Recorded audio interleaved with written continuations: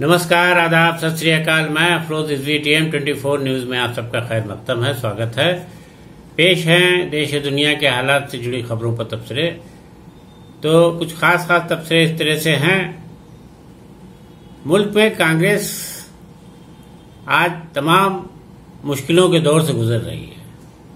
तमाम सूबों में हुकूमत खोने के बाद अब वो अपनी पुरानी पोजीशन में आने के लिए जद्दोजहद में लगी हुई है। तमाम यात्रा निकाल के और तमाम दूसरे बयानात दे करके, मगर बात कुछ बनते नजर नहीं आ रही है। कांग्रेस में कब कहाँ क्या हो जाए किसी से कहा नहीं जा सकता। इसकी राजस्थान को लेके जो उठापटक है वो ताज़ा मिसाल है। इससे पहले पंजाब में यही हुआ था। बहरहाल इस सब के पीछे हमेशा यही कहा जा रहा था कि कांग्रेस में कोई अस्थायी अध्यक्ष नहीं है, यानी कोई परमानेंट ऐसा लीडर नहीं है जो क़यादत करे, जो उसका राष्ट्रीय अध्यक्ष हो। सिर्फ कारगुजार अध्यक्ष होने की वजह से सोनिया गांधी पूरी तरीके से संभाल नहीं पा रही थी। तो कांग्रेस की असली बर्बादी और असली कमजोरी की वजह यही मानी जा रही थी। तो बहरहाल अब वो भी वक्त आ गया है जब कांग्रेस अध्यक्ष के चुनाव को लेकर के गहमा गहमी शुरू हो गई है। और कल इसको लेकर के कुछ लोगों ने अपना नामांकन भी दाखिल कर दिया, अपना पर्चा दाखिल कर दिया है। तो अभी तक जो नाम चल रहे थे कांग्रेस अध्यक्ष को लेकर के, उसमें अशोक गहलोत, दिग्विजय सिंह, कमलनाथ और तमाम इसी तरीके कुछ लीडरों के नाम भी चल रहे थे। लेकिन कल जब नामांकन हुआ और इसके चुनाव प्रभारी ने नामों का ऐलान किया तो इसमें काफी चौंकाने वाला नाम आया। हालांकि जिन्होंने नामांकन दाखिल किया है उनकी भी दबी जबान से पिछले दिनों चर्चा हुई थी, लेकिन वो उतनी आगे नहीं बढ़ी थी जितनी अशोक गहलोत को लेकर के और दिग्विजय सिंह को लेकर के हुई थी। कांग्रेस के चुनाव प्रभारी मधुसूदन मिस्त्री ने इस सिलसिले में जो घोषणाएं की हैं जिन नामों की, उनमें मल्लिकार्जुन खड़गे और शशि थरूर और झारखंड के एक एन त्रिपाठी का नाम का ऐलान किया है। लेकिन शशि थरूर तो कांग्रेस के मुखालिफ गुट में जो भीतरी तौर पर एक गुट बन गया था, या अपने लीडर के खिलाफ या अपने आला कमान के खिलाफ भी बोलने लगा था। कुछ लीडरों का दौर ऐसा ग्रुप बन गया था जिसमें गुलाम नबी आज़ाद और तमाम लीडर शामिल थे, सलमान खुर्शीद वगैरह। लेकिन बहरहाल वो लोग ये बात को मानते नहीं कि ये कोई अलग से गुट था। लेकिन वो ये कहते थे कि चूंकि पार्टी में इस तरीके की बातें होती रहती हैं तो इसलिए ज़रूरी था कि कुछ ऐसे भी बयान दिया जाए जो कि कांग्रेस को जिंदा रखे। लेकिन बहरहाल इसको पार्टी का मुखालिफ ग्रुप माना गया। तो उसमें शशि थरूर भी सरे फेरिस्त थे और शशि थरूर ने भी नामांकन दाखिल किया है, जो गांधी फैमिली के कैंडिडेट के खिलाफ चुनाव लड़ेगा। हालांकि गांधी फैमिली ने इस बात को साफ जाहिर कर दिया है कि जिन लोगों ने अपना नामांकन दाखिल किया है, अगर वो ये दावा करते हैं कि हमें गांधी फैमिली का आशीर्वाद प्राप्त है या हमें उनकी हिमायत हासिल है, तो ये कतई दुरुस्त नहीं होगा। तो इस तरह से मल्लिकार्जुन खड़गे ने अपना राष्ट्रीय अध्यक्ष के लिए कांग्रेस के नामांकन दाखिल कर दिया है और गहलोत और दिग्विजय सिंह और कमलनाथ का नाम सिंह से गायब हो गया। तो इस तरह से काफी दिलचस्प हो गया है। उधर कहा जा रहा है कि चूंकि मल्लिकार्जुन खड़गे भी कांग्रेस के वफादार रहे हैं और गांधी फैमिली के करीबी रहे हैं, तो भले कांग्रेस पार्टी इस बात से इनकार करे कि उनको किसी की हिमायत नहीं हासिल है, लेकिन ये माना जा रहा है कि मल्लिकार्जुन खड़गे गांधी फैमिली की ही को हिमायत गांधी फैमिली की हासिल है और उन्हीं के कैंडिडेट हैं। लेकिन बहरहाल कांग्रेस की तरफ से, चुनाव प्रभारी की तरफ से ये ऐलानिया किया गया है कि पार्टी ने अपना कोई कैंडिडेट नहीं खड़ा किया है। कांग्रेस में सारे के लिए डेलीगेट्स को यह अख्तियार है कि वो अपना अपना नामांकन कर सकते। तो कांग्रेस की सफाई के बाद अब ये माना जा रहा है कि चुनाव मैदान में शशि थरूर और मल्लिकार्जुन खड़गे आमने सामने होंगे। अब इन्हें किन किन लोगों की हिमायत हासिल होगी, किन की नहीं, ये तो वक्त आप आने पर पता चलेगा। लेकिन पार्टी ने बिल्कुल साफ तौर से ये कह दिया है कि जो भी जीतेगा वो कांग्रेस का ही आदमी होगा और कांग्रेस को ही जीत मिलेगी इसमें। तो अब शशि थरूर काफी उत्साहित हैं, काफी जोश में हैं और ये मान रहे हैं कि उनको ज्यादा से ज्यादा हिमायत हासिल है पार्टी वर्करों की और पार्टी के जिम्मेदारों की, तो वो जीत सकते हैं। लेकिन मल्लिकार्जुन खड़गे के आने के बाद ये माना जा रहा है कि अध्यक्ष वही बन पाएंगे, क्योंकि संजीदा कैंडिडेट के तौर पर उन्हें देखा जा रहा है और कहा जा रहा है कि चूंकि पार्टी के बाकी लीडर भी सोनिया गांधी और राहुल गांधी, इन लोगों, प्रियंका गांधी को करीबी खड़गे को मान रहे हैं, तो ज्यादातर उनको ही हिमायत हासिल होगी। बहरहाल ये तो वक्त आने पर पता चलेगा कि कौन कैंडिडेट जीतेगा और पार्टी को किस तरीके से ताकत देकर के फिर उसी तेवर में खड़ा करेगा, इस पर अब सबकी निगाहें लगी हुई है। कुल मिलाकर कांग्रेस पार्टी का चुनाव काफी दिलचस्प हो गया है और काफी गहमा गहमी का माहौल है और रोज कुछ न कुछ नई नई खबरें सुनने को मिल रही है। और उधर समाजवादी पार्टी के कद्दावर लीडर कहे जाने वाले मोहम्मद आजम खां अभी भी तमाम मुश्किलों के दौर से गुजर रहे हैं। उन पर चल रहे तमाम मुकदमों में से उन्हें अभी भी पूरी तरह निजात नहीं मिल पा रही है। मोहम्मद आजम खां और उनके बेटे अब्दुल्ला आजम को सफाई की एक मशीन की चोरी के सिलसिले में एक मुकदमे में मुलजिम बनाया गया है, आरोपी बनाया गया है।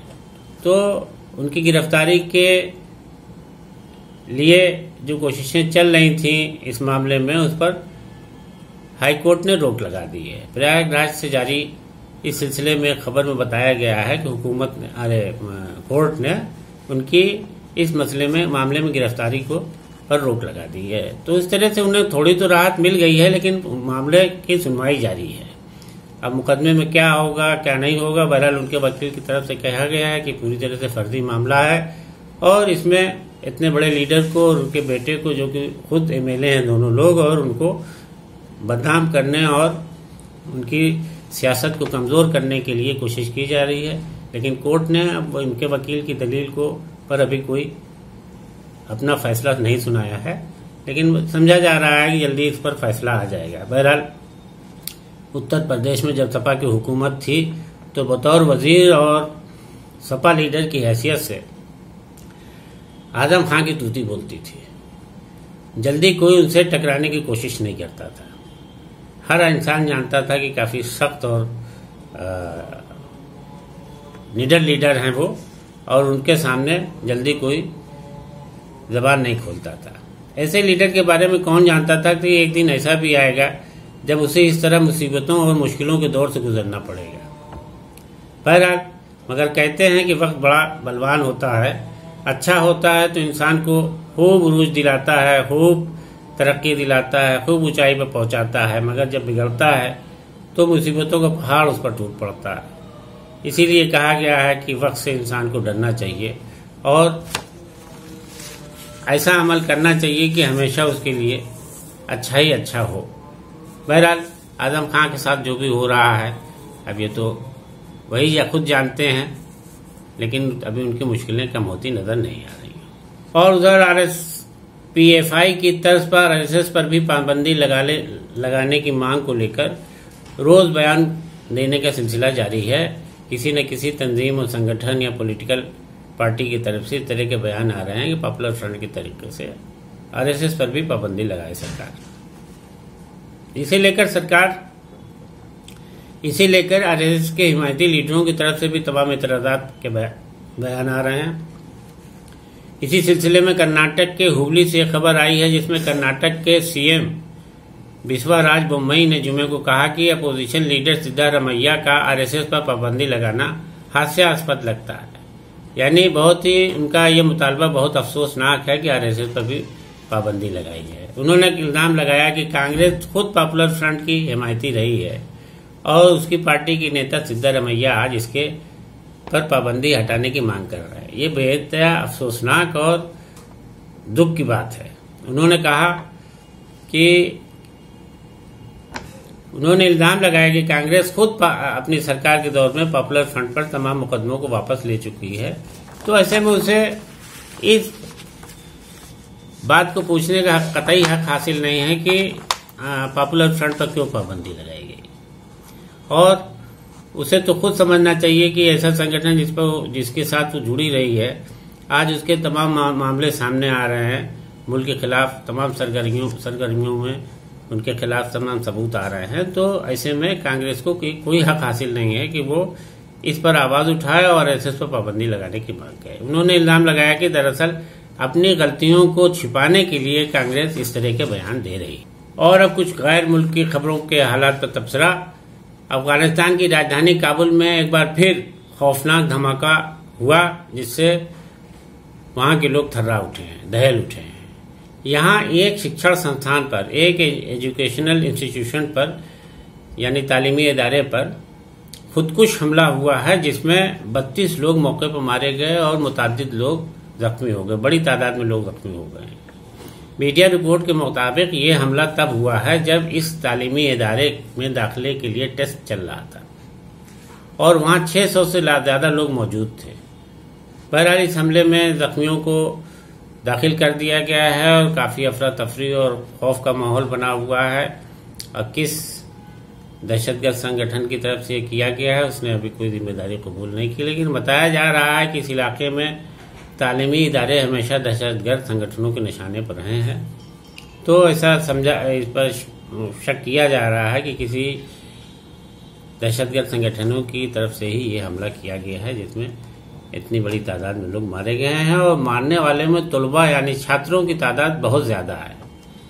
इस पर बेहद अफसोस किया जा रहा है। अभी हाल ही में वहाँ तालीम को लेकर के तमाम मुजाहरा किया गया था, तो समझा जा रहा है कि तालिबानी जो कट्टरता अपनी दिखा रहा है तालिबानी सरकार, ये उसी के सिलसिले में ये हमला हुआ है, क्योंकि जिस तरह से तालीमी इदारों को निशाना बनाया गया है उससे यही महसूस होता है कि लोग तालीम अपनी लड़कियों को तालीम दिलाने के लिए ज़्यादा आगे न बढ़े, न कोई आवाज़ उठाएं।